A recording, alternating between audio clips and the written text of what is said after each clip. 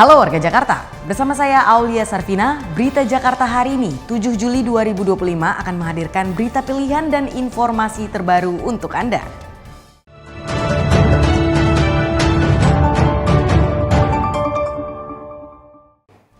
Warga Jakarta, sebelum kita ke berita utama Berita Jakarta hari ini, dari meja redaksi telah kami siapkan 3 berita pilihan dari website beritajakarta.id berikut ini. Informasi pertama, Pemprov DKI Jakarta berkomitmen untuk menyelesaikan permasalahan masyarakat yang bersumber dari keluarga. Kini, kader Posyandu disiapkan untuk bisa menerapkan 6 bidang standar pelayanan minimal dalam pendidikan, kesehatan, pekerjaan umum, perumahan rakyat, ketentraman dan ketertiban umum, serta sosial. Informasi selanjutnya, Suku Dinas Pertamanan dan Hutan Kota Jakarta Utara telah melakukan penanganan terhadap 3.810 pohon rawan tumbang. Hal ini sebagai antisipasi bencana pohon tumbang mengingat curah hujan yang masih tinggi yang kerap disertai angin kencang. Kemudian ada informasi dari Gubernur DKI Jakarta Pramono Anung meminta agar pasokan bahan bakar minyak atau BBM di Kepulauan Seribu bisa segera diselesaikan. Pramono akan berkoordinasi dengan pihak terkait untuk menyiapkan SPBU apung untuk masyarakat Pulau Seribu.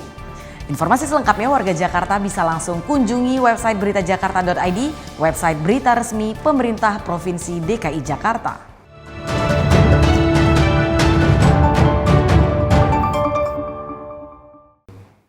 Kita beralih ke berita pertama Berita Jakarta hari ini. Gubernur DKI Jakarta Pramono Anung berencana merelokasi pedagang pasar hewan Barito, Kebayoran Baru, Jakarta Selatan. Langkah ini dilakukan untuk membangun konektivitas Taman Ayodhya, Taman Langsat, dan Taman Leuser yang saat ini terpisah oleh aktivitas pasar. Pasar hewan Barito telah beroperasi sejak tahun 1987 dan menjadi sentra penjualan unggas serta kebutuhan hewan peliharaan di wilayah Jakarta Selatan. Saat ini pemerintah Provinsi DKI Jakarta melihat kawasan pasar hewan Barito berada di tengah-tengah 3 ruang terbuka hijau yang membutuhkan konektivitas untuk kenyamanan publik.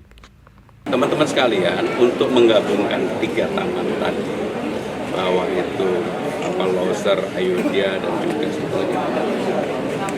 Langsat, ya memang harus ada, dan memang itu milik Pemprov DKI dan harus dibersihkan. Ya kalau nggak ada, saya sudah sampaikan ke Pak Wali Kota Jakarta Selatan untuk dilakukan negosiasi, duduk bersama, ditawarkan alternatif mereka dipindahkan di mana, supaya mereka tetap bisa menjual burung, tetapi tidak di tempat ini. Pramono menyampaikan telah meminta Pemkot Jakarta Selatan untuk melakukan pendekatan persuasif terhadap para pedagang. Negosiasi akan dilakukan untuk menentukan lokasi baru yang dapat mendukung kegiatan usaha mereka tanpa mengganggu ruang terbuka publik. Saat ini terdapat 137 kios di Pasar Barito yang terdiri dari 85 kios hewan, 18 kios buah, dan 34 kios kuliner. Tim Berita Jakarta melaporkan. Kita beralih ke berita selanjutnya.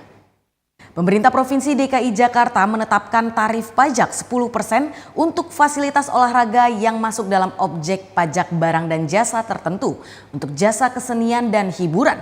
Tidak hanya padel, ada 20 fasilitas olahraga lainnya yang juga dikenakan pajak. Kebijakan pajak fasilitas olahraga tertuang dalam Keputusan Badan Pendapatan Daerah Provinsi DKI Jakarta nomor 257 tahun 2025. Gubernur DKI Jakarta Pramono Anung menegaskan, setiap olahraga yang ada tarif sewanya pasti akan dikenakan pajak. Intinya sebenarnya gini, pertama saya secara jujur mengatakan bahwa itu memang diatur di pajak hiburan. Orang main tenis, main squash, main apa saja termasuk biliar, termasuk apapun, itu memang kena. Nah, padel ini termasuk olahraga yang seperti itu. Jadi pajak hiburannya ada. Terkait adanya polemik penetapan pajak untuk olahraga padel, Pramono mengungkapkan bahwa lapangan padel yang disewakan sebagai fasilitas olahraga komersial wajib dibebani pajak. Beberapa fasilitas olahraga yang juga dikenakan pajak yakni yoga, pilates, tenis, renang, bowling, biliar, futsal, hingga tempat kebugaran. Tim Berita Jakarta melaporkan.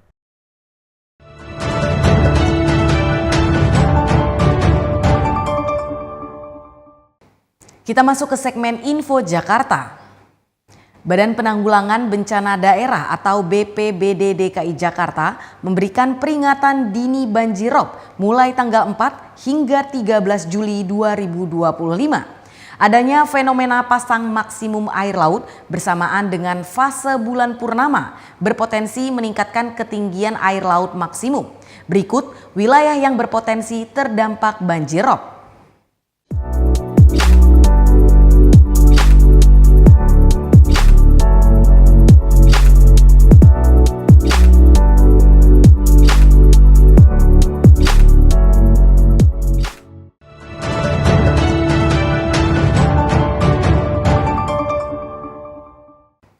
Beralih ke informasi cuaca, sebelum memulai aktivitas esok hari, warga Jakarta bisa melihat perakiraan cuaca yang dirilis BMKG berikut ini. Dikutip dari laman bmkg.go.id, pada Selasa 8 Juli 2025 diperkirakan sebagian besar wilayah Jakarta akan diguyur hujan.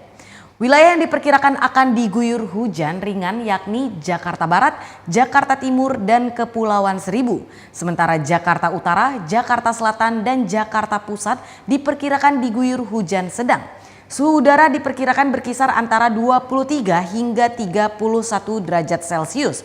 Masyarakat diimbau tetap waspada terhadap perubahan cuaca. Demikian berita Jakarta hari ini, saya Aulia Sarvina dan tim redaksi pamit undur diri. Menyongsong 5 abad Jakarta, jati diri Indonesia, megapolitan dunia. Sampai jumpa.